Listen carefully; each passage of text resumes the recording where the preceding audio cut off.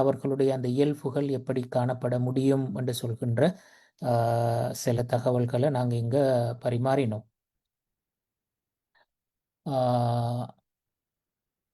தொடர்ந்து நாங்கள் அந்த தொடராக பிள்ளைகளுக்கு நாங்கள் எந்த அளவுக்கு சுதந்திரம் கொடுப்போம் என்று சொல்கிற அந்த தலைப்பு, அந்த கருத்து தொடர்பாக நாங்கள் சில விஷயங்களை நாங்கள் டிஸ்கஸ் பண்ணினோம். அப்போ அதில் முக்கியமாக நாங்கள் சொன்னோம் என்றால், அவங்க அடிப்படையில் சுதந்திரமானவர்கள். ஆனால் அவர்களுடைய சுதந்திரத்தில் பெற்றோர் என்ற வகையில் நாங்கள் தலையிட முடியுமான ஒரு ஐந்து அந்த காரணங்கள், நியாயங்கள் காணப்படுகின்றன என்று சொல்கிற விஷயத்தை சொன்னோம். ஆனாலும் அந்த தலையீடு என்று சொல்வதும் கூட அது ஒரு உரையாடல் வடிவத்தில், ஒரு கலந்துரையாடலாக நன்மை தீமைகளை, பாசிட்டிவ் நெகட்டிவ்ஸை டிஸ்கஸ் பண்ணுற ஒரு ஒரு விஷயமாகத்தான் அது நடைபெற வேண்டும் என்று சொல்கிற கருத்தை நாங்கள் வலியுறுத்தினோம். அந்த வகையில் அவர்களுக்கு இருக்கின்ற அந்த ப்ரைவசியை நாங்கள் ரெஸ்பெக்ட் பண்ணணும், அதை நாங்கள் மதித்து நடந்து கொள்ளணும் என்று சொல்கிற விஷயம் இங்கே கடைசியாக வலியுறுத்தப்பட்டது. அந்த தொடரில் நாங்கள் இந்த இடத்துல தான் நிப்பாட்டினோம். என்னண்டா, எங்களோட பிள்ளைகள் அவங்களோட லைஃப் பார்ட்னரை அவங்களே தெரிவு செஞ்சு கொள்றதற்கான அனுமதியை நாங்கள் கொடுப்போமா என்று சொல்கிற இந்த கேள்வி.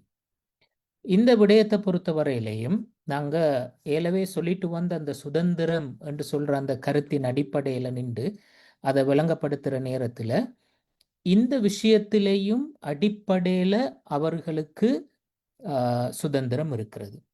அதாவது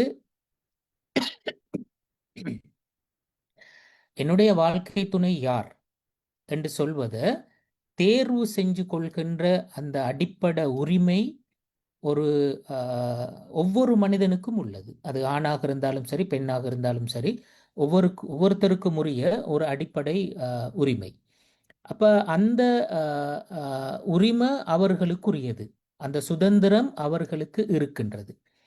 ஆனால் பெற்றோர் என்ற வகையில் எங்கட ரோல் என்னவாக இருக்க முடியும் என்று சொல்கின்ற நேரத்தில் அங்க நான் ஏற்கனவே சொன்னது மாதிரி பிள்ளைகளை வழிநடாத்துதல், பிள்ளைகளுக்கு நல்லது கெட்டது என்பதை எடுத்து சொல்லுதல், பாசிட்டிவான விஷயம் எது, இதில் உள்ள நெகட்டிவ் எது, நன்மை எது, தீமை எது என்று சொல்கின்ற விஷயங்களை அவர்களோட உரையாடுதல், அந்த உரையாடல்களின் அடிப்படையில் அவர்கள் சரியான தேர்வை நோக்கி போறதற்கான அந்த அந்த கைட்லைன்ஸை அவர்களுக்கு முன்னால நாங்க சமர்ப்பித்தல் என்று சொல்றது தான் பெற்றோர் என்ற வகையில எங்களுடைய கடமையாக அல்லது எங்களுடைய ரோல் எப்படி இருக்குமெண்டா அதுதான் பிரதானமாக எங்களுடைய பணியாக இருக்க வேண்டும் என்று சொல்வதுதான் உண்மையிலே இஸ்லாமும் எங்களுக்கு காட்டுகின்ற வழிகாட்டுதல். அந்த வகையில பெற்றோர் என்ற வகையில நாங்க என்ன செய்யலும் என்று சொன்னால்,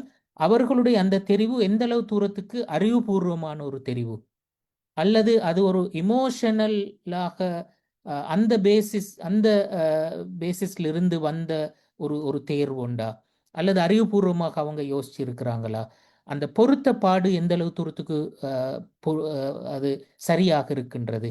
அதாவது அறிவு ரீதியான பொருத்தப்பாடு, பொருளாதார ரீதியான பொருத்தப்பாடு, சமூக அந்தஸ்து என்று சொல்கின்ற வகையிலான பொருத்தப்பாடுகள், இந்த இந்த குடும்பத்தோடு எந்த அளவு தூரத்துக்கு அவர்கள் மெச்ச ஆகுவார்கள், அவங்களோட பழக்க வழக்கங்களும் எங்களோட பழக்க வழக்கங்களுக்கும் இடையில ஒரு பொருத்தப்பாடு ஒன்று இருக்கின்றதுவா என்று சொல்ற இந்த வகையான விஷயங்களை மையப்படுத்தி அங்கே ஒரு கலந்துரையாடல் நடைபெறணும். பெரும்பாலும் இது போன்ற ஒரு விவகாரத்தில் அநேகமாக இளைஞர்களும் சரி, யுவதிகளும் சரி, இமோஷனலாக முடிவெடுப்பது தான் கூடுதலாக இருக்க முடியும். அவங்களோட அந்த இமோஷனல் பக்கம்தான் கூடுதலாக ஒர்க் பண்ணும் அவங்களோட அந்த டிசிஷன் மேக்கிங்க்கு பின்னால. அப்போ அந்த இடத்துல அந்த அந்த இமோஷனலோட சேர்த்து அதை நாங்கள் மறுதளிப்பது அல்ல, அதனோட சேர்த்து அந்த எப்படி அறிவுபூர்வமாக முடிவெடுக்க வேண்டும் என்று சொல்கின்ற விஷயத்துல பெற்றோருடைய அந்த கைட்லைன்ஸ் அங்க முக்கியமாக தேவைப்படுகிறது. இந்த இடத்துல இமாம்களுடைய ஒரு ஒரு ஒரு நிலைப்பாடை பற்றி இங்கே பேசுறது பொருத்தம்னு நினைக்கிறேன். அதாவது பொதுவாக இப்போ எங்களுக்கு பிரபல்யமான 4 சட்ட மதுஹபுகள் இருக்கின்றன. ஹனஃபி மதுஹப், மாலிகி மதுஹப், ஷாஃபி மதுஹப், ஹம்பலி மதுஹப்.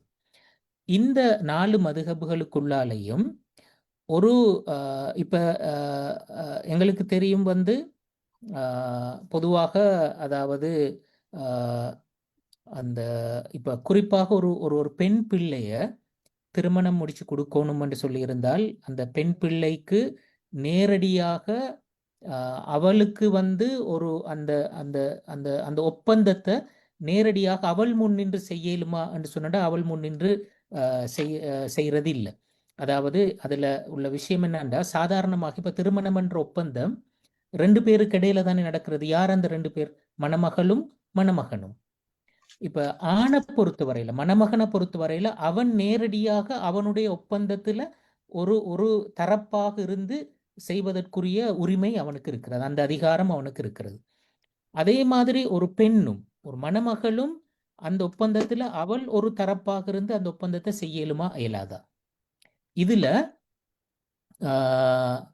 ஹனஃபி மதுஹபை பொறுத்தவரையில அவங்க சொன்னாங்க என்றால், ஒரு ஒரு யுவதியாக இருந்தாலும் ஒரு இளம் பெண்ணாக இருந்தாலும் கூட அவள் வந்து நேரடியாக அவள் அந்த ஒப்பந்தத்துல நேரடியாக அவள் பங்கு பெறலாம் என்று சொல்லி ஹனஃபி மதுஹபினர் சொன்னார்கள். ஆனா ஏனைய எல்லா மதுஹபினரும் வந்து அவங்க சொன்னாங்க என்றால், அப்படி அந்த பெண் நேரடியாக அவள் ஈடுபட முடியாது. மாற்றமாக அவளுக்கு பொறுப்பான வழிதான் அந்த விஷயத்துல ஈடுபட வேண்டும் என்று சொல்லி சொன்னார்கள்.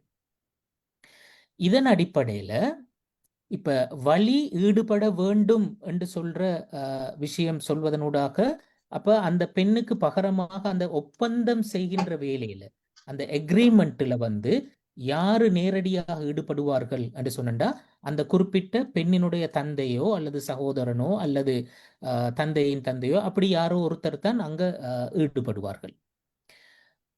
இப்ப ஆனா ஹனஃபி மதுஹபர் சொன்னார்கள் அந்த பெண்ணே நேரடியாக ஈடுபட்டாலும் அந்த ஒப்பந்தம் செல்லுபடியாகும். ஆனா இவர்கள் சொன்னார்கள் என்னடா, பெண் நேரடியாக ஈடுபட்டால் அந்த ஒப்பந்தம் செல்லுபடியாகாது, ஒரு வழி கட்டாயம் தேவை என்று சொல்லி சொன்னார்கள். இப்ப இந்த இடத்துல ஹனஃபி மதுஹப் அந்த கருத்தை சொன்னாலும் கூட ஹனஃபி மதுஹபினரும் கூட அங்க ஒரு செக் அண்ட் பேலன்ஸ் அதுல வச்சார்கள்.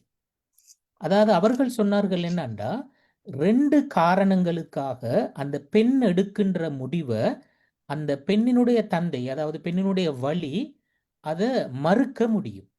என்ன அந்த 2 காரணங்களும்? முதலாவது காரணம் அவங்க சொன்னாங்க என்னென்றால், அந்த குறிப்பிட்ட நபர் அந்த பெண்ணுக்கு உரிய அந்த பொருத்தப்பாடு இல்லாமல் இருத்தல்.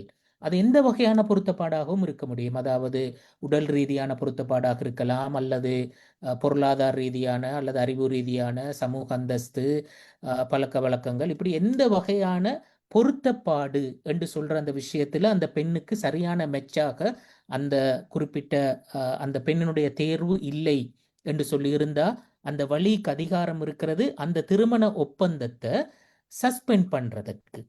சஸ்பெண்ட் பண்ணி வைக்கிற அது வந்து அந்த காதியார் இடத்துல போய்த்து காதியார் வந்து அதுக்கு முறையான தீர்ப்பு வழங்கும் வரையில அந்த ஒப்பந்தம் சஸ்பெண்ட் ஆக இருக்கும். அவர்கள் 2 பேருக்கும் சேர்ந்து வாழ்வதற்கு அனுமதி இல்லை. அது முதலாவது காரணம்.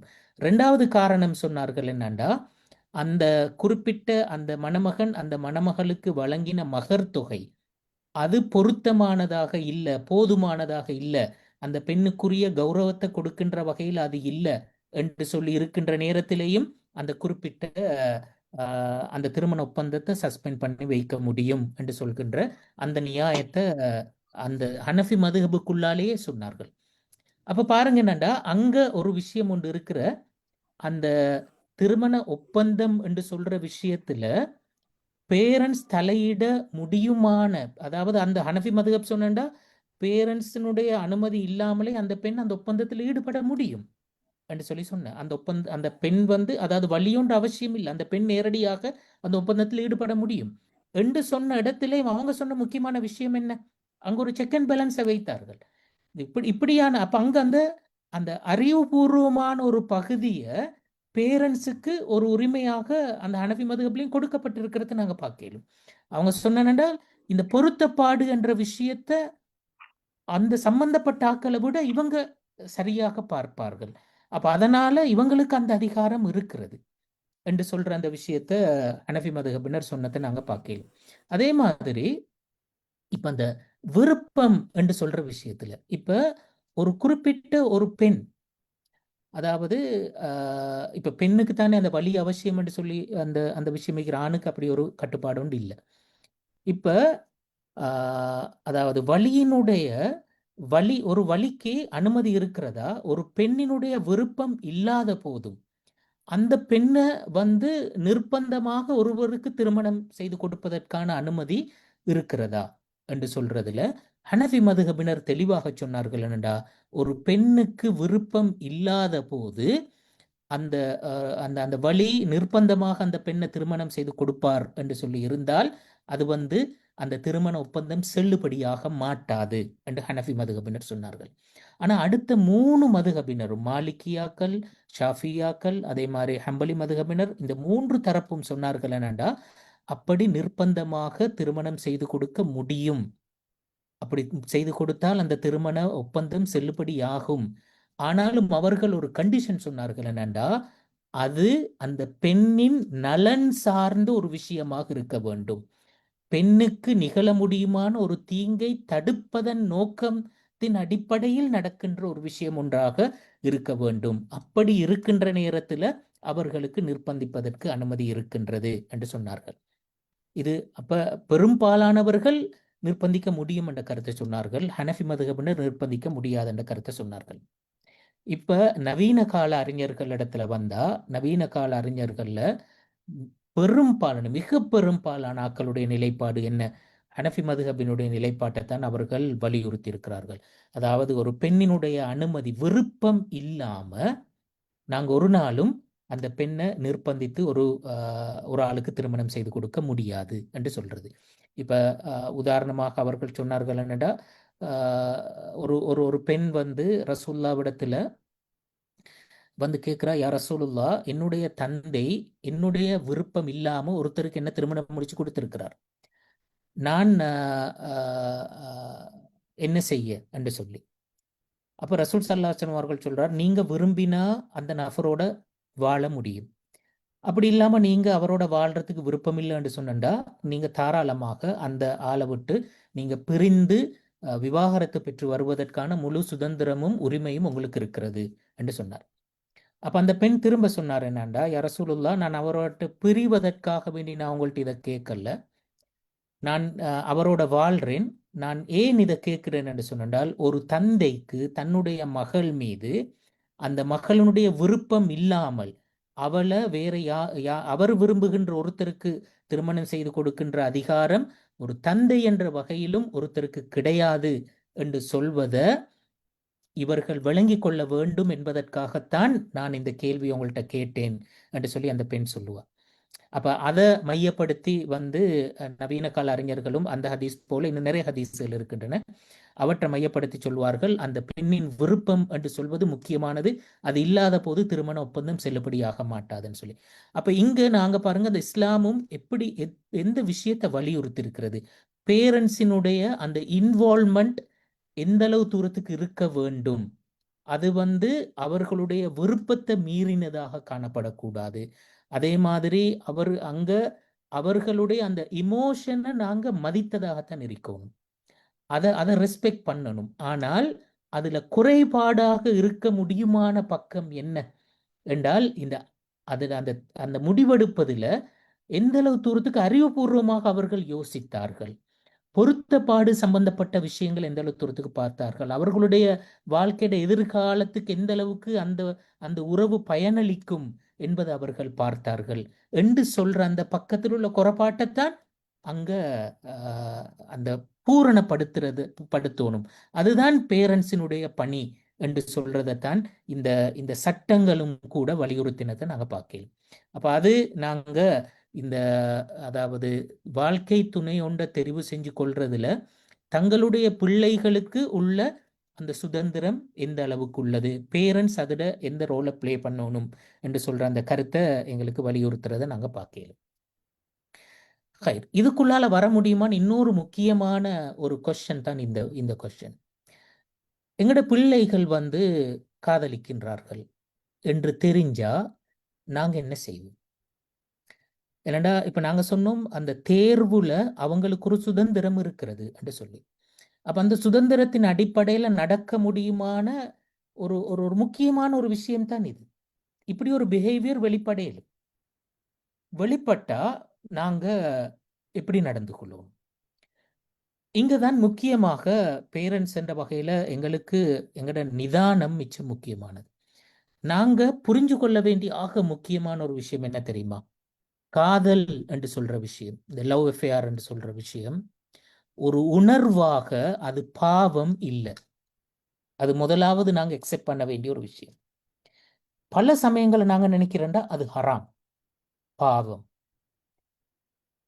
அது ஹராம் பாவம் என்று சொல்றது இஸ்லாத்தினுடைய நிலைப்பாடு 2 சந்தர்ப்பங்கள்ல தான் அது ஹராமாக பாவமாக மாறும். அடிப்படை உணர்வு என்று சொல்றது பாவமா? பாவம் இல்லை. என்னடா அல்லாஹு தாலா மனிதனை படைத்த அடிப்படை இயல்புலேயே ஒரு ஆணுக்கு பெண் மீது ஈர்ப்பு ஏற்படும், ஒரு பெண்ணுக்கு ஆண் மீது ஈர்ப்பு ஏற்படும். அப்ப அந்த ஈர்ப்பு பரஸ்பரம் ஆணுக்கு பெண், ஆணுக்கு பெண்ணும், பெண்ணுக்கு ஆண் மீதும் அந்த எதிர்ப்பால் ஈர்ப்பு என்று சொல்றது மனித இயல்பிலேயே அல்லாஹு தாலா வைத்திருக்கின்ற ஒரு விஷயம். அப்ப அவர்கள் பருவ வயது அடைகின்ற நேரத்துல அந்த ஈர்ப்பு கண்டிப்பாக ஏற்படும். அப்ப ஒருத்தருக்கு இன்னொருத்தர் மீது ஒரு விருப்பம் தோன்றும். அந்த விருப்பம் தோன்றுதல் என்று சொல்ற விஷயத்த ஒரு நாளும் எந்த இடத்திலையுமே இஸ்லாம் அதனை ஹராம் என்று சொன்னதில்லை. இப்ப ரசூல் ஸல்லல்லாஹு அலைஹி வஸல்லம் அவர்களுடைய காலத்துல ரெண்டு ஒரு அடிமை பெண்ணுக்கும் ஒரு அடிமையான ஒரு ஆணுக்கும் இடையில அப்படியான ஒரு ஒரு விருப்பம் இருந்தது. இப்ப அந்த 2 குடும்பத்தினரும், குறிப்பாக அந்த அந்த அடிமை பெண்ணினுடைய குடும்பத்தினர் அந்த அடிமை ஆணை விடவும் வேறொருத்தர் இந்த பெண்ணுக்கு பொருத்தமாக இருப்பார் என்று கண்டு அவங்க அந்த பெண்ணுக்கு திருமணம் செய்து கொடுக்கறதுக்கு முடிவு செஞ்சாங்க. அப்ப அந்த பெண் தெளிவாக சொன்னால், எனக்கு அவரு தேவையில்ல, இந்த குறிப்பிட்ட அடிமை தான் எனக்கு வேணும், எனக்கு அவரை திருமணம் முடிச்சு வைங்க, அவரோட வாழத்தான் நான் விருப்பம். அப்ப அவங்க எவ்வளோ ட்ரை பண்ணி பார்த்தாங்க, அந்த பெண் உடன்படுற மாதிரி இல்லை. அப்ப ரசூல்லா இடத்துல பத்தி சொன்னாங்க. ரசூல் ஸல்லல்லாஹு அலைஹி வஸல்லம் அவர்கள் அவங்களெல்லாம் பேசிட்டு, அவங்களெல்லாம் சந்திச்சு பேசிட்டு அவர் ஒரு கருத்து சொன்னாருன்னா, அந்த குடும்பத்தினரை கூப்பிட்டு சொன்னார், லம் யூர்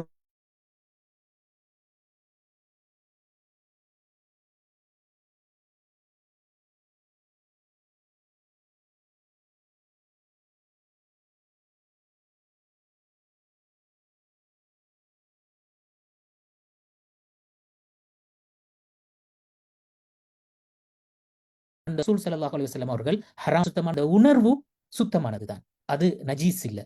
அப்ப அந்த வகையில அந்த உணர்வு ரசூல்லா ரெஸ்பெக்ட் பண்ணினாரு, இவங்க 2 பேரையும் கல்யாணம் முடிச்சு வைங்க, அதுதான் நல்ல சொல்யூஷன் என்று சொல்லி சொன்னார். ரசூல் ஸல்லல்லாஹு அலைஹி வஸல்லம் அவர்களுடைய திருமணம் கூட அப்படித்தானே நடந்திருக்கிறது. அதாவது அந்த அந்த விருப்பம் தோன்றியதன் அடிப்படையில் அந்த விருப்பத்தை எத்தி வைத்து தானே அந்த திருமணம் நடந்தது. ஹதீஜா ரலியல்லாஹு அன்ஹா அவர்கள் ரசூல் ஸல்லல்லாஹு அலைஹி வஸல்லம் அவர்களுடைய வியாபார அந்த குழுக்களுக்கு தலைமை தாங்கி போய் வியாபாரம் செஞ்சது தானே ரசூல்லா செஞ்சாரு ஆரம்பத்துல. அப்ப ஹதீஜா ரலியல்லாஹு அன்ஹா அவர்களுக்கு ரசூல்லாவினுடைய அந்த நேர்மையும் அவருடைய அந்த ஸ்மார்ட்டும் இதெல்லாம் அவருக்கு ஒரு பெரிய ஒரு கவர்ச்சி உண்டாக இருந்தது. அப்பதான் அவட உதவியாளராக இருந்த நஃபீசா என்று சொல்ற பெண்ணை அனுப்பி ரசூல்லாவிடத்துல விருப்பம் கேட்கிறார் திருமணத்துக்கு. ரசூல் ஸல்லல்லாஹு அலைஹி வஸல்லம் அவர்கள் அதன் ஒத்துக்கொள்கின்றார். அப்ப அந்த விருப்பம் தோன்றியமை என்று சொல்றது அங்க ஒரு பிழையான ஒரு விஷயம் ஒன்றாக யாருமே கருதல்ல. ரசூல் ஸல்லல்லாஹு அலைஹி வஸல்லம் அவர்கள் ஆயிஷா ரலியல்லாஹு அன்ஹா அவர்களை திருமணம் செய்வதற்கு முன்னர் ரசூல் ஸல்லல்லாஹு அலைஹி வஸல்லம் அவர்கள் ஒரு கனவு கண்டார். அந்த கனவுல மலக்குமார்கள் எல்லாம் ஒரு அழகான பெட்டியை சுமந்து கொண்டு வருகிறார்கள். இப்ப ரசூல் ஸல்லல்லாஹு அலைஹி வஸல்லம் அவர்கள் அந்த பெட்டியை திறந்து பார்க்கின்றார். அதில் ஒரு அழகான பெண் உட்கார்ந்து இருக்கிறார். அப்ப ரசூல்லா அதை உற்று பார்க்கிறாரு. பார்த்தா யாரு அது? ஆயிஷா. ரசூல்லா பிறகு இந்த கதையை ஆயிஷாவிடத்துல சொல்றார். சொல்லி போட்டு ரசூல்லா சொன்னார், அந்த கனவு தான் எனக்கு உங்களை திருமணம் முடிக்கணும் என்று சொல்ற விருப்பத்தை ஏற்படுத்தியது என்று சொன்னார். இப்ப பாருங்க, ரசூல் ஸல்லல்லாஹு அலைஹி வஸல்லம் அவர்கள் கூட எவ்வளோ ரொமான்டிக்காக கனவெல்லாம் கண்டிக்கிறார் என்று. அப்ப இந்த இந்த உணர்வு என்று சொல்றது பிழையானது அல்ல. அலி ரலியல்லாஹு அன்ஹு அவர்கள் கலீஃபாவாக இருந்த காலத்துல ஒரு அழகான ஒரு சம்பவம் நடந்தது. ஒரு வீட்டுல திடீரென்று அந்த வீட்டுக்கு திருட வந்த என்று சொல்லி ஒரு இளைஞரை பிடிச்சு கொண்டு வந்தார்கள் ஆக்கள். அலி ரலியல்லாஹு அன்ஹு அவர்களிடத்துல இப்ப விசாரணைக்கு கொண்டு வந்திருக்கிறாங்க. அப்ப அவரு கேட்டாரு, நீ ஏன் திருட போனாய் என்று சொல்லி. அப்ப அந்த இளைஞர் சொன்னாருன்னா, நான் திருட போகல, நான் போனது அந்த வீட்டுல இருக்கிற ஒரு அடிமை பெண், அந்த பெண்ணை நான் விரும்புகின்றேன், அப்ப அந்த பெண்ணை பார்க்கத்தான் நான் போனேன் என்று சொல்லி சொன்னார். அப்ப அதை அவர் சும்மா வெறுமனே வார்த்தையாக சொல்லாம ஒரு அழகான கவிதையாக சொன்னார். அவருடைய அந்த அந்த நிலைமையை ஒரு அழகான கவிதையாக சொன்னார். அது அலி ரலியல்லாஹு அன்ஹு அவர்களுக்கு மிச்சம் பிடிச்சு போனது அந்த கவிதை. அப்ப அவர் சொன்னார் என்னண்டா, இவரு பாருங்க, இவரு திருடர் அல்ல, இவர் ஒரு காதலர், இவருக்கு நீங்க உங்களோட வீட்டு அந்த பெண்ணை திருமணம் முடிச்சு கொடுக்கலாமே என்று சொல்லி அந்த குடும்பத்தாக்கள்கிட்ட ஆலோசனை சொன்னார். அப்ப அந்த குடும்பத்தாக்கள் சொன்னாரு, இவர் நாங்க எப்படி முடிச்சு கொடுக்கிறவர், யாரென்றும் தெரியா, எந்த குடும்பம் என்னும் தெரியா, எந்த கோத்திரம் என்னும் தெரியா, ஒரு விவரமும் தெரியா, இப்படி ஒரு ஆளுக்கு நாங்க எப்படி முடிச்சு கொடுக்குறேன்னு சொல்லி கேட்டான். அப்ப அந்த பொடியன்ட்ட கேட்ட, நீங்க உங்களோட பின்புலம் என்ன, உங்களோட குடும்பம் என்ன, கோத்திரம் என்ன. அப்போ அவரோட குடும்ப பேரை சொன்னார். குடும்ப பேரை சொன்னா உண்மையிலே அது ஒரு நல்ல ஒரு கௌரவமான ஒரு குடும்பம். அப்ப இவங்க உடன்பட்டாங்க, அந்த குடும்பமாக இருந்தா நாங்க முடிச்சு கொடுக்கிறோம் என்று சொல்லி உடன்பட்டார்கள். அப்ப பாருங்க, அங்கேயும் அந்த உணர்வை அவர்கள் என்ன செய்யல, அதை ஒரு அசுத்தமாக பார்க்கல. அப்ப நாங்க புரிஞ்சு கொள்ற விஷயம் இங்க காதல் என்றது இது போல எங்கட குடும்பங்களுக்குள்ளாலையும் எங்கட புள்ளகள்லையும் இதே மாதிரியான பிரச்சனைகள் அல்லது இதே மாதிரியான சூழ்நிலைகளை நாங்க எதிர்கொள்வோம். அப்ப நாங்க அங்க டென்ஷன் ஆயிடப்படாது, நாங்க கோவப்பட்டுறப்படாது, பதற்றப்பட்டுறப்படாது. நாங்க அதை நிதானமாகத்தான் நினைக்கணும். ஏண்டா இந்த உணர்வு சரியானது, ஷரியத் அங்கீகரித்த ஒரு உணர்வு. இப்ப இதுல நான் சொன்னேன் 2 இடங்கள் தான் பாவமாக அமைய முடியுமானது. என்ன அந்த 2 இடங்களும்? ஒன்று, ஏன் இந்த காதல் என்ற விஷயம், அதனுடைய நோக்கம் என்ன, எதற்காக காதலிக்கிறார்கள், நோக்கம் என்றதன் அடிப்படையில அது பிழையாக மாறுவதற்கான வாய்ப்பு இருக்கிறது. அது முதலாவது. 2வது செயல் என்ற அடிப்படையில், உணர்வு என்ற அடிப்படையில் அது ஹலால். ஆனா ஆக்ஷன், செயல் என்ற அடிப்படையில் அவங்க எப்படி அதை செய்கிறார்கள், அந்த காதலை அவர்கள் செய்கின்ற மெத்தட் என்ன, என்ன வகையான நடவடிக்கைகளூடாக அந்த காதலை செய்கிறார்கள் என்பதன் அடிப்படையில் அது ஹராமாக, பாவமாக மாறுவதற்கான வாய்ப்பு இருக்கிறது. அப்ப நாங்க பார்க்க வேண்டிய ஆக முக்கியமான விஷயம் என்னண்டா, அதோட நோக்கம் என்ன, அந்த நோக்கம் திருமண நோக்கமா, கல்யாணம் முடிக்கிறதுக்குத்தான் 2 பேரும் இந்த இந்த பரஸ்பர அன்ப, அந்த விருப்பம் அவர்களுக்கு தோன்றி இருக்கிறதா, அல்லது ஒரு பாலியல் நோக்கமா, ஒரு ஒரு ஒரு ஒரு செக்ஷுவல் என்டர்டெயின்மெண்ட், அல்லது ஒரு ஒரு பொழுதுபோக்கு, ஒரு ஜஸ்ட் ஒரு என்டர்டெயின்மெண்ட்டுக்காக வேண்டி செய்கின்ற ஒரு விஷயம் உண்டா, எதற்காக இதனை செய்கிறார்கள் என்று சொல்ற விஷயத்தை நாங்க தெளிவாக அது கன்ஃபார்ம் பண்ண வேண்டிய விஷயங்கள் உண்டு. ஏனென்றா சில ஆய்வுகள் சொல்லுகின்ற ஒரு விஷயம் ஒன்று இருக்கிறேனண்டா, வெறுமனே ஒரு என்டர்டெயின்மெண்ட்டுக்காக, ஒரு கழிப்புக்கு, பொழுதுபோக்குக்காக ஆண்கள்ல 30% ஆட்களும் பெண்கள் 20% ஆட்களும் லவ் அஃபேர்ல விழுறாங்க. நிறைய பேர் லவ் பண்றாக்கள்ல நாங்க பெர்சன்டேஜ் வைஸ் பார்த்தா ஒரு 30% ஆண்கள் ஒரு ஜஸ்ட் என்டர்டெயின்மெண்ட், அவங்களுக்கு அந்த டைம் பாசிங்குக்கு ஒரு ஒரு வேலை ஒன்று வேணும். பெண்கள்லேயும் 20% ஆட்கள் அப்படி இருக்கிறாங்க. அதே மாதிரி பாலியல் நோக்கத்துக்காக அவங்களோட ஒரு ஒரு செக்ஷுவல் நீட் உண்டு, அதற்கு ஒரு ஒரு வழி ஒன்று தேவை. அதுக்காக ஆண்கள் 65% ஆட்கள் உண்மையிலே இந்த பர்பஸுக்கு தான் அந்த லவ் அஃபேர் ஒன்றை வச்சுக் கொள்கிறார்கள். பெண்கள்லையும் கூட 5% அப்படி இருக்கிறார்கள். ஆனால் திருமண நோக்கத்துக்காக ஆண்கள் 20% ஆட்கள் திருமணம் என்ற நோக்கத்துக்காக காதலிக்கிறார்கள். 75% பெண்கள் திருமண நோக்கத்துக்காக காதலிக்கிறார்கள். அப்ப அப்ப இதுல நாங்க பார்க்கலமெண்டா ஒரு அபாயம் ஒன்று இருக்கிறது. குறிப்பாக இப்ப பெண் பிள்ளைகள் என்று சொல்லியிருந்தா நாங்க மிச்சம் கவனமா பார்க்க வேண்டிய ஒரு இடம் ஒன்று இருக்கிறது.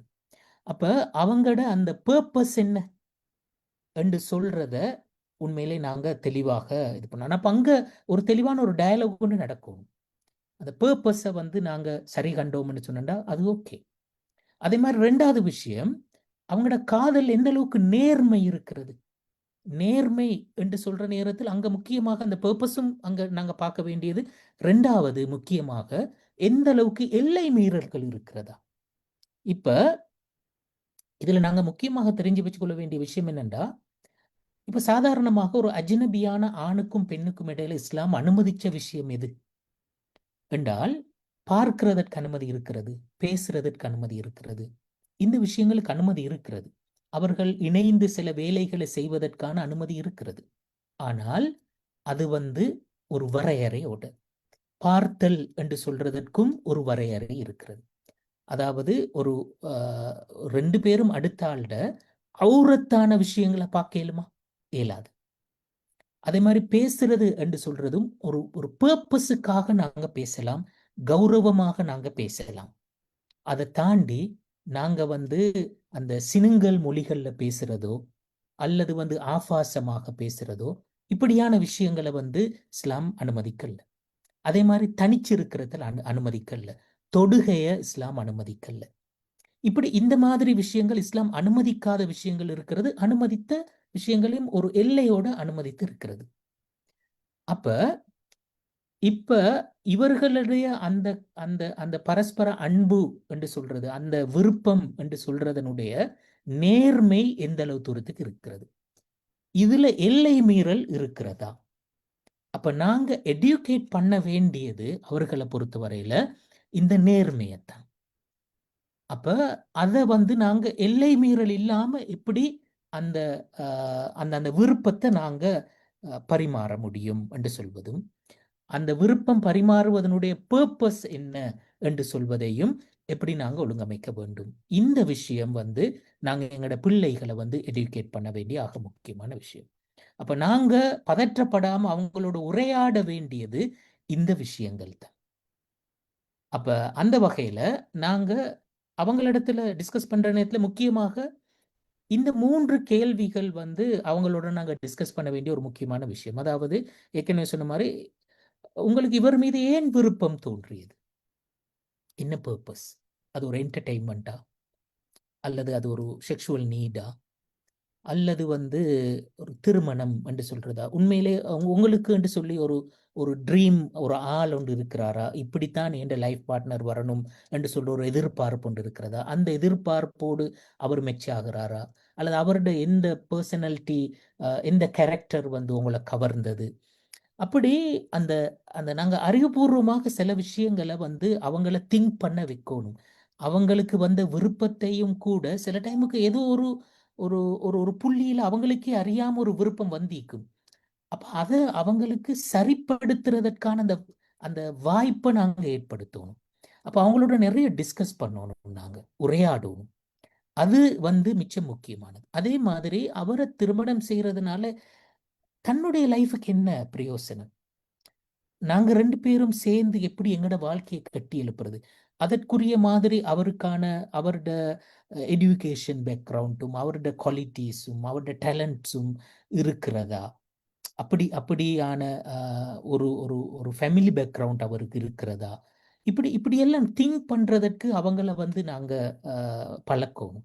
அவங்களோட அப்படி டிஸ்கஸ் பண்ணணும். அதே மாதிரி அவரை திருமணம் செய்யறதால ஏண்ட குடும்பத்துக்கு என்ன பயன்? இப்ப இப்ப எங்கட புள்ள வந்து உதாரணத்துக்கு நாங்க சொல்லுவோம், வீட்டுல மூத்த புள்ள. ரைட். இப்ப அந்த நீங்க அவரை விரும்புறீங்க, அவரை முடிக்கணும்னு நினைக்கிறீங்க. ஓகே, நல்ல விஷயம் தான். இப்ப அவரை முடிக்கிறதுனால எங்கட ஃபேமிலிக்கு என்ன பிரயோசனம்? உங்களுக்கு தம்பி மாறிக்கிறாங்க, உங்களுக்கு தங்கச்சி மாறிக்கிறாங்க. இப்ப இதுக்கு வந்து அது பிரயோசனமாக இருக்குமா? எங்கட ஃபேமிலிக்கு வந்து இது கௌரவமாக இருக்குமா? எங்கட ஃபேமிலி வந்து இதனால சந்தோஷப்படுவாங்க. உம்மா சந்தோஷப்படுவா, வாப்பா சந்தோஷப்படுவாங்க. சுத்தி இருக்கின்ற எங்கட சாச்சமார், மாமிமார், பெரியப்பாமார், பெரியம்மாமார் இவங்கெல்லாம் சந்தோஷப்படுவாங்களா? இவங்களுக்கு எல்லாத்திலும் இவங்களுக்குன்னு இருக்கிற சமூக கௌரவத்தை அது பாதுகாக்குமா, பாதுகாக்காதா? இப்படி நாங்க அவங்களுடனான ஒரு ஒரு டயலாக நாங்க கொண்டு போகணும். இந்த டயலாக் தான் உண்மையிலே இது வந்து டென்ஷன் இல்லாம, கோபம் இல்லாம நாங்க இயல்பாக நாங்க ஒரு கல்யாணம் என்று சொல்றது வந்து ஜஸ்ட் ஒரு இமோஷன்ல எடுக்கின்ற ஒரு டிசிஷன் உண்டு அல்ல. அதை நாங்கள் அறிவுபூர்வமாக சிந்திச்சு தான் முடிவெடுக்கணும் என்று சொல்ற விஷயங்களை நாங்கள் அவங்களுக்கு புரிய வைக்கிறதுக்கான ஒரு ஒரு டிஸ்கஷன் ஒன்று நாங்கள் கொண்டு போகணும். அதுதான் இதில் முக்கியமாக நடைபெற வேண்டிய விஷயம். அப்போ இந்த கேள்விகளை நாங்கள் அவங்கள்ட்ட கேட்கறதுனூடாக நாங்கள் உண்மையிலே அந்த இடத்தை நோக்கி அவங்கள மூவ் பண்ண வைக்கணும். அப்போ இது ஆக முக்கியமான ஒரு விஷயம். அந்த வகையில் இதுவும் ஒரு ஒரு ஒரு முக்கியமான இன்னொரு ஒரு ஒரு எக்ஸசைஸ் தான். அவங்கக்கிட்ட நாங்கள் அதாவது இந்த இந்த ஃபார்மியூலாவில் உங்களோட விருப்பத்தை போட்டு பார்க்க சொல்லணும். அதாவது முதலாவது நாங்கள் ஒரு டிசிஷன் மேக் பண்ணுற நேரத்தில், குறிப்பாக லைஃப் பார்ட்னரை செலக்ட் பண்ணுற நேரத்தில் இந்த ஃபார்முலா வெரி இம்பார்ட்டன்ட். கண், அதாவது அந்த அப்பேரன்ஸ் என்று சொல்றதும் அதுக்கு ஒரு பெரிய ஒரு வேல்யூ ஒன்று இருக்கிறது தானே. பொம்பளை பிள்ளை மட்டுமல்ல, ஆம்பளை பிள்ளைகளுக்கு வந்து இந்த அப்பேரன்ஸ் வந்து மிச்சம் கூட. பொதுவாக பெண் பிள்ளைகள் வந்து ஒரு ஆளோட புறத்தோற்றத்தை விட அவரோட பர்சனாலிட்டியை கூட பார்ப்பாங்க, அவரோட கேரக்டர்ஸை கூட பார்ப்பாங்க. ஆனா அதிகமாக ஆண் பிள்ளைகள் புறத்தோற்றத்தை தான் பார்ப்பாங்க. அவங்களோட கண்ணுக்கு அழகாக இருக்கிறதா என்றது ஆண் பிள்ளைகளை பொறுத்தவரையில் கூட. அது பொதுவாக ஆண்களோட சைக்காலஜி அப்படித்தான் இருக்கிறது. அது அது அல்லாட படைப்பியல்புல உள்ள விஷயம். அப்ப அந்த வகையில கண்ணுக்கு ஒரு பெருமானம் இருக்கு. அப்ப கண் திருப்திப்படுறது என்று சொல்றது முதலாவது விஷயம். ஆனா அது மட்டும் போதாது. அடுத்து அறிவும் திருப்திப்படணும். அறிவுபூர்வமாக எந்த அளவுக்கு பொருத்தப்பாடு இருக்கிறது என்று சொல்றது, அந்த அறிவுபூர்வமான விஷயமும் அதுவும் திருப்திப்படணும். மூன்றாவது மனசு. இப்ப சில சமயங்கள்ல கண்ணுக்கு அழகாக இருந்தாலும் மனசுக்கு படாது. அந்த மனசுக்கு படுறது என்று சொல்றதும் முக்கியமானது. அப்ப இப்போ ஒரு லவ் அஃபேர் ஒன்று இருக்கிறேன்னு சொன்னா மிக பெரும்பாலும் கண்ணும் மனசும் ஆல்ரெடி அது ஃபிக்ஸ்ட். பெரும்பாலும் அது மனசுக்கும் பட்டுத்தான் இருக்கும், கண்ணுக்கும் அது அது திருப்தியாகத்தான் இருக்கும். அறிவு தான் அங்க அந்த அதாவது போதாத விஷயம் உண்டாக இருக்கும். அப்ப நாங்க அவங்கள்ட்டுக்கு வலியுறுத்தணும் என்னண்டா, இதுல வந்து ஒன்றை மாத்திரம் வைத்து நாங்க முடிவெடுக்க கூடாது. இந்த மூன்றையும் நாங்க பார்க்கணும். அந்த வகையில் இந்த இந்த நடுவில் இருக்கிற ரெட் பாயிண்ட் இருக்கிறது தானே, அதுதான் இந்த மூன்றும் சந்திக்கின்ற புள்ளி. அந்த புள்ளிக்கு எந்த அளவு தூரத்துக்கு வரையலும் என்று சொல்றதை நாங்க பார்க்கோம். அப்ப இந்த ஃபார்முலால போட்டு நீங்க முடிவெடுங்க, அதுதான் நல்லது என்று சொல்ற அந்த விஷயத்த அவங்களுக்கு நாங்க அட்வைஸ் பண்ணணும். அப்ப இப்படி அவங்கள அந்த நாங்க அவங்களுக்கு அவங்க சுயமாக முடிவெடுத்தல் என்று சொல்றத வந்து அவங்களுக்கு நாங்க ட்ரெயின் பண்ணணும். நீங்க எப்படி அந்த முடிவு எடுக்கிறது? அப்ப பேரண்ட்ஸாக எங்களோட ரோல் இதுதான். நாங்க அந்த பேரண்ட்ஸாக உண்மையிலே நாங்க அவங்கள சரியா கைட் பண்ற இடத்துல எங்கட இன்றைக்குள்ள பெற்றோர்கள் வந்து உண்மையிலே மிச்சம் அந்த இடத்தில் இல்லை நாங்க. அதனால பிள்ளைகள் அவங்க நினைச்ச மாதிரி ஒரு முடிவு கொண்டு எடுக்கிறாங்க. சில டைமுக்கு நாங்க அதுக்கு எப்படி ரியாக்ட் பண்றோம்னு சொன்னா ஒரு எதிர்ப்பை காட்டுதல் என்று சொல்ற இடத்துல தான் நாங்க ரியாக்ட் பண்றோம். இப்ப பல சமயங்கள்ல நாங்க பிள்ளைகளை வளர்ப்பதில்லை என்று சொல்ற ஒரு விஷயம் முடிக்கிறேன். நாங்க பிள்ளைகளை வந்து சரியாக நாங்க வளர்க்கறது இல்லை. அவங்களோட நான் எங்களோட உரையாடல்கள் நாங்க பேசுறது, அவங்களோட சேர்ந்து நாங்க உட்கார்றது, பேசுறதுக்கான சந்தர்ப்பங்கள் எடுத்துக்கொள்றது என்று சொல்றது எல்லாம் நிறைய குறைவு. அப்ப அவர்கள் வந்து எங்கட முன்மாதிரியை எடுத்துக்கொண்டு வளருவதற்கான வாய்ப்பு இல்லாமல் போகுது. அப்ப அந்த தவறு நடக்கப்படாது. அப்ப அதுதான் உண்மையிலே இங்க வலியுறுத்தப்படுகின்ற விஷயம். நாங்க அப்ப இப்படி இந்த கைட்லைன்ஸ் இந்த மாதிரி விஷயத்துல எப்படி முடிவெடுக்கிறது பொருத்தம் என்று சொல்ற அந்த கைடன்ஸை வந்து பேரண்ட்ஸ் உண்மையிலே பிள்ளைகளோட ஷேர் பண்ணணும் என்று சொல்றது தான் இங்க முக்கியமாக வலியுறுத்தப்படுகின்ற விஷயம். அடுத்து நாங்க பார்க்க வேண்டியது, உங்களோட பிள்ளைகள் இந்த காதல்ல வீழ்றதற்கு உண்மையிலே என்ன காரணம்? நான் நினைக்கிறேன் எங்களோட டைம் வந்து மிச்சம் ஷார்ட் டைமாக இருப்பதனால இப்போ 8:10 ஆகுது. நாங்கள் இதனோட போதுமாய் கொள்வோம். இந்த இந்த சப்ஜெக்ட் எடுத்தாலும் கொஞ்சம் போகும். என்னோட இதுலேயும் நிறைய பாயிண்ட்ஸ் இருக்கிறது ஷேர் பண்ணுறதுக்கு. எங்களுக்கு அடுத்த வாரம் டைம் இருந்தால் இன்ஷா அல்லாஹ் டைம் கிடைச்சா நாங்கள் இதை மீதமுள்ள பகுதிகளை பார்ப்போம். இப்போதைக்கு இதை போதுமாய் கொள்ளலாம் என்று நினைக்கின்றேன். இது சம்பந்தமாக உங்களுக்கு ஏதும் கேள்விகள் இருந்தால் நீங்கள் ஷேர் பண்ணிக்கொள்றதுக்குரிய விஷயங்கள் இருந்தால் கொஞ்சம் பேசலாம். நாங்கள் ஒரு சப்ஜெக்ட் தான் குறிப்பாக இன்றைக்கு டிஸ்கஸ் பண்ணிக்கிறோம். இது சம்பந்தமாக எதுவும் இருந்தால் பேசுங்க.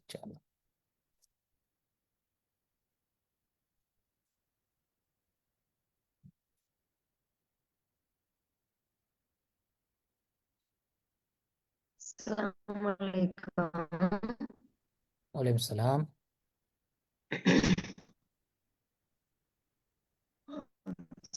Sir, அந்த இவங்களோட அந்த உங்களோட வாய்ஸ் கேட்குது இல்லை. இந்த வாய்ஸ் வந்து கொஞ்சம் உடைஞ்சு வருது.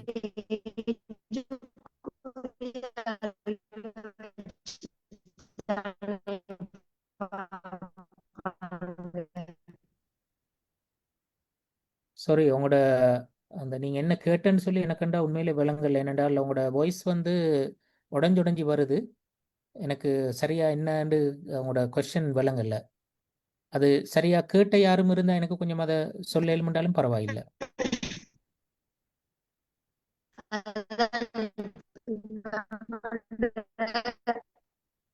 இல்லை, நான் நினைக்கிறேன் அந்த நெட்வொர்க் இஷ்யூவில் தான் கொஞ்சம் அந்த இந்த பிரேக் ஆகும். விஷயத்துல அவனோட கண் மனசோட அந்த அறிவும் சேர்ந்து வரணும்ன்ற விஷயத்துல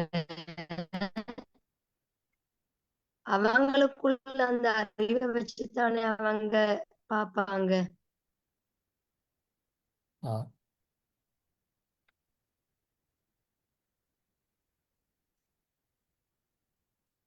ஹலோ, உங்களோட அந்த எஸ் சார்.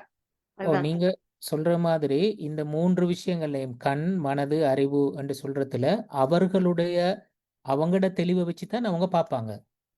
அதனால தான் நாங்க சொல்றோம் என்னன்னு சொன்னால் அவங்களோட அந்த அவங்க அந்த முடிவு எடுக்கிறத வந்து உண்மையிலே எப்படி எடுக்கணும், கண்ணென்று சொல்றதிலேயும் நாங்க முக்கியமாக எதை பார்க்கணும், மனசு என்று சொல்றதிலே நாங்க முக்கியமாக எதை பார்க்கணும், அறிவு என்று சொல்றதுல முக்கியமாக நாங்க எதை பார்க்கணும், எது முக்கியம் என்று சொல்ற அந்த அந்த அந்த அந்த பக்கத்தை நாங்க கூட அவங்களுக்கு அந்த எடியூகேட் பண்ணணும், அவங்களுக்கு அதை புரிய வைக்கணும்.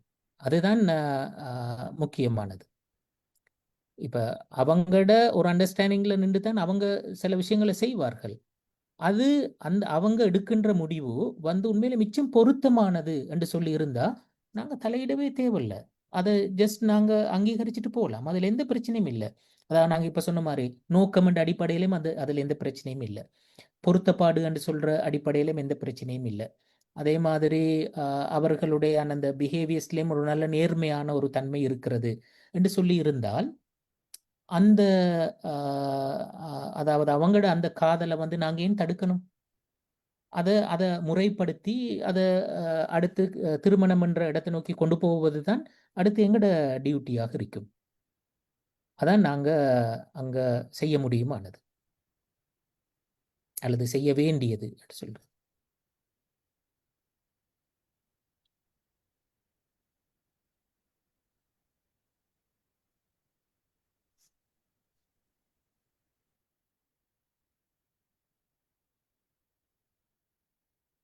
ஹைர்,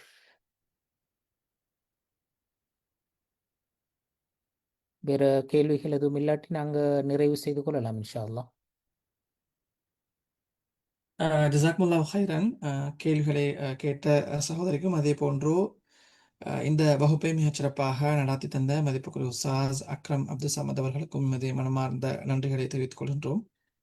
மிக முக்கியமான ஒரு பகுதி, அதே நேரம் நீண்ட கலந்துரையாடல்களோடு நடைபெற வேண்டிய ஒரு வகுப்பு, அதே நேரம் ஒரு பரப்பு என்றாலும் துரதிர்ஷ்டவசமாக இங்கு எங்களுக்கு கிடைத்திருக்கின்ற அவகாசம், அதே நேரம் அனுமதிகளோடு வைத்து பார்க்கின்ற போது எங்களுக்கு இந்த விடயங்களை ஆன்லைன் வாயிலாக மாத்திரம் தற்போது செய்ய முடியுமான சூழ்நிலை இருப்பதன் காரணமாக நாங்கள் இதனை இப்படி செய்வதற்கான ஒரு நிலைக்கு நிர்பந்திக்கப்பட்டிருக்கின்றோம்.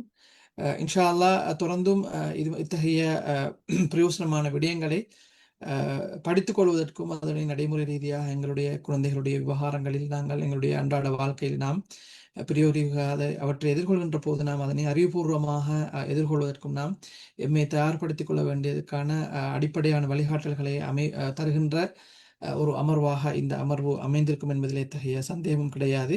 எனவே அந்த வகையிலே இந்த அமர்வை மிகச் சிறப்பாக நடாத்தி தந்த மதிப்புக்குரிய உஸ்தாஸ் அக்ரம் அப்துல் சமத் அவர்களுக்கு எமது மனமார்ந்த நன்றிகளை தெரிவித்துக் கொள்வதோடு இந்த வகுப்பிலே கலந்து கொண்ட சகோதர சகோதரிகள் அனைவருக்கும் நன்றி கூறி இந்த அமர்வை இத்தோடு நிறைவு செய்து கொள்கிறோம். وآخر دعوانا الحمد لله رب العالمين والسلام عليكم ورحمة الله وبركاته. سبحانك اللهم وبحمدك أشهد أن لا إله إلا أنت أستغفرك وأتوب إليك.